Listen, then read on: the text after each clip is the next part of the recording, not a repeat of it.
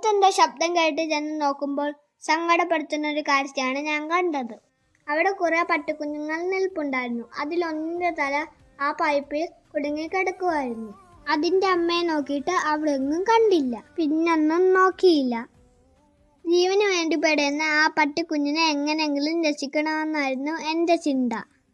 എനിക്ക് കുറച്ചു പേടിയുണ്ടായിരുന്നെങ്കിലും വേഗം തന്നെ രക്ഷാപ്രവർത്തനം ആരംഭിച്ചു.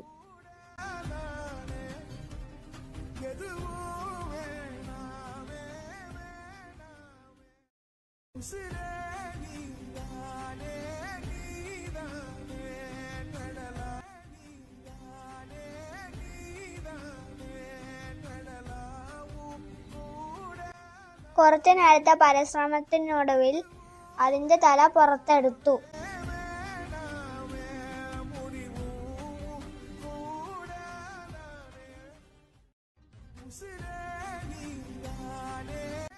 അതിന്റെ ജീവൻ രക്ഷിച്ചതുകൊണ്ടായിരിക്കും അതെന്നെ കുറച്ചു നേരം നോക്കി നിന്നത്. അതിന്റെ നോട്ടം കണ്ടപ്പോൾ എനിക്ക് വളരെയധികം സന്തോഷമായി.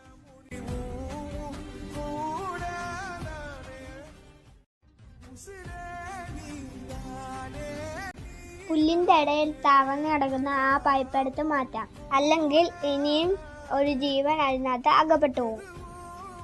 ഒരു ജീവൻ രക്ഷിച്ചപ്പോൾ എനിക്ക് എന്തെന്നില്ലാത്തൊരു സന്തോഷം തോന്നി. ഈ ഭൂമി ആർക്കും കൂടെ അവകാശപ്പെട്ടതല്ലേ, അവരും ജീവിക്കട്ടെ.